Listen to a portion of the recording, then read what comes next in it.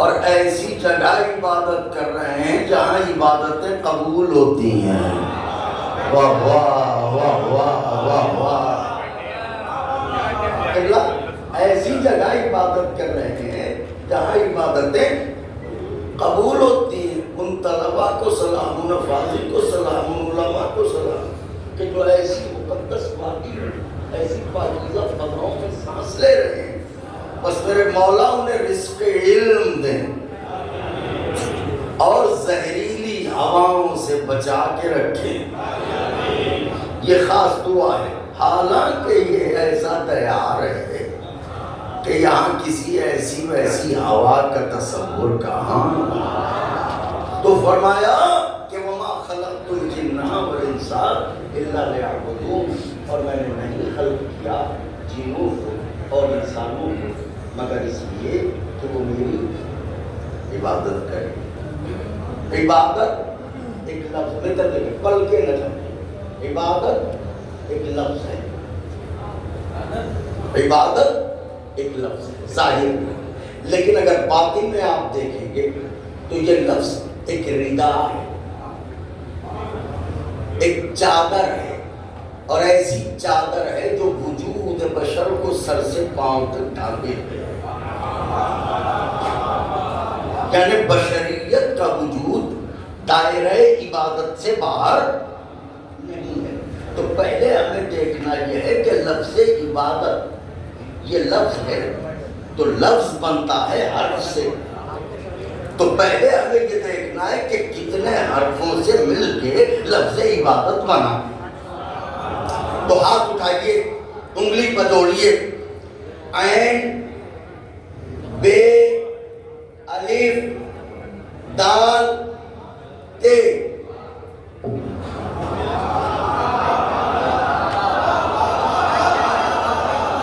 اب میں نے تو کچھ کہا ہی نہیں ہے. واہ واہ. اب پنجتنی بیٹھے ہیں تو میں کیا کروں. 5 حرفوں سے مل کے لفظ عبادت بنا.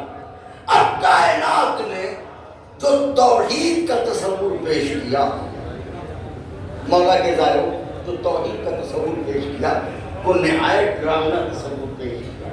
قہار ہے، جبار ہے، دوزخ میں پھینک دینے والا ہے. میاں بے شک قہار ہے، جبار ہے، مگر علی کے دشمنوں کے لیے.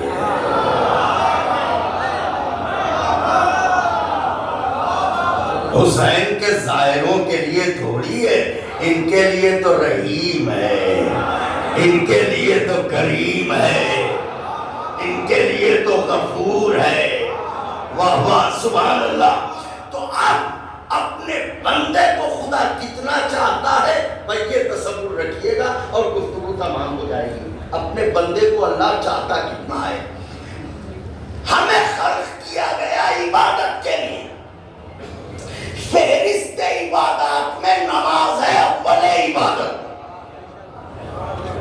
فروع دین میں اول نماز. گویا نماز سردار عبادت، نماز تاج سر عبادت، نماز وقار عبادت، نماز روح و جان عبادت.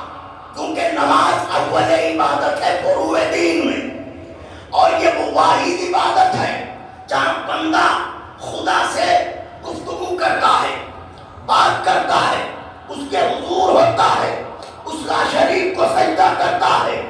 ایسی عبادت میں بھی بندے کا خیال خدا نے یوں رکھا کہ آواز دی کہ وہ نماز جو خالصتاً میرے لیے ہے اس میں بھی میرے بندوں کو یہ آسانی ہے کہ وہ نماز 2 طرح سے پڑھ سکتے ہیں، فرادہ باجماعت. اب یہاں علماء فاضل بیٹھے ہیں، میں بھی ایک ادنا سا طالب علم ہوں. فرادہ باجماعت اگر مجھے کہہ دیتا کہ نہیں باجماعت ہی پڑھنا ہے تو ہندو پاک کے رہنے والوں کے لیے تو آسانی تھی کہ ہر علاقے میں مسجد ہے، ہر علاقے میں جماعت ہوتی ہے. لیکن جو یورپ میں رہتے ہیں ایک ایک گھر سے 40 فاصلے پر عبادت گاہ ہے تو وہ آرزو کا کماتے یا جا کے نماز جماعت ادا کرتے. تو بشریت کو اللہ نے اتنا ہی مکلف بنایا جتنی تکلیف وہ اٹھا سکے. اللہ نے کہا میرے بندے میں محتاج سجدہ نہیں، واہ واہ، میں بے نیاز ہوں. میں نے تو تجھے حکم سجدہ اس لیے دیا تاکہ تجھے شرف بندگی مل جائے. جملوں کی داد چاہتا ہوں مولا کے جانے والوں، ورنہ مجھے حسین سجدہ کر چکا، مجھے علی سجدہ کر چکا، مجھے میرا حبیب سجدہ کر چکا، میری اذان اکبر دے چکا، میرے نام کی بزرگی کا اعلان کر چکا، انبیاء ذکر کر چکے، مجھے سجدہ کر چکے. میں بے نیاز ہوں. میں نے تو تجھے حکم سجدہ اس لیے دیا تاکہ تجھے شرف بندگی مل جائے. لیکن اب میں یہ قانون بنا رہا ہوں کہ نماز دو طریقے سے، فرادہ باجماعت. فرادہ اکیلے پڑھنا، مسجد نہیں جا سکتے ہو گھر میں پڑھ لو، قضا نہ کرو. وقت ہو جماعت میں شریک ہو جاؤ. تو نماز یہ بھی بولیے انوالو رہیے گا، نماز وہ بھی. مگر اب شریعت آگے بڑھی، اس نے کہا سنو نماز ہے یہ بھی، نماز ہے وہ بھی، مگر دونوں میں ایک فرق ہے. یہ تو فرادہ گھر میں پڑھ رہے ہو، واجب تو ادا کر دو گے، لیکن اس میں تمہیں الگ سے کوئی ثواب نہیں ملے. لیکن اگر جماعت میں جا رہے ہو تو جماعت میں شریک ہونے کا ثواب بھی ملے گا. دوسری بات یہ ہے کہ جو اکیلے پڑھ رہے ہو اس کے لیے یہ ہے کہ قبول ہوئی تو ہوئی، نہیں ہوئی تو وہ جانے.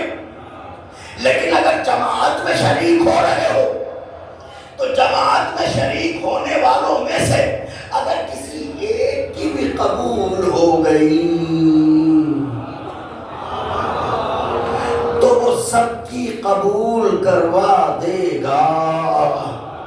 اب محمد علی صاحب نے یہاں نماز جماعت کا اہتمام کیا ہے کہ نمازوں کو بچانے والے حسین کی سرکار میں جانے والے ظاہر جب یہاں پر آئیں اور وقت نماز ہو تو نماز پڑھتے رہیں، نماز کے بچانے والے کو یاد کرتے رہیں. تو اس اتنے بڑے حال میں فرض کریں کہ 400 لوگ ہیں جو نماز ادا کر رہے ہیں.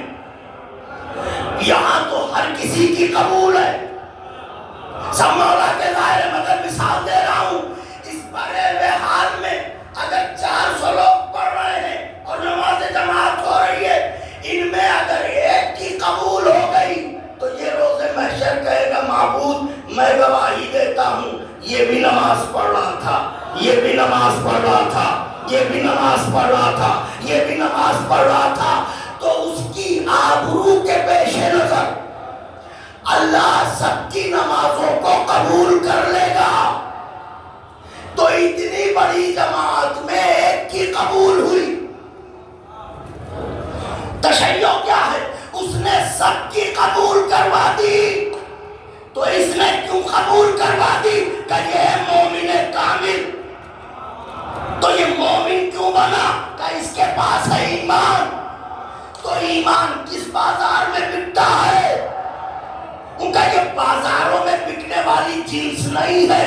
نبی نے کہا ہے یا علی حبہ کا تقویٰ والایمان. اگر سارا مجمع بولے تو میں نتیجہ عرض کروں، یا علی آپ کی محبت ایمان ہے. تو علی کی محبت ایمان، ایمان ملے تو مومن، مومن ہو تو نمازیوں کی نمازیں قبول کروا دے. میں دنیا والوں سے یہی تو کہنا چاہتا ہوں، ایک مومن اتوں کی نمازیں قبول کروا دے. یہ سمجھ میں آتا ہے امیر المومنین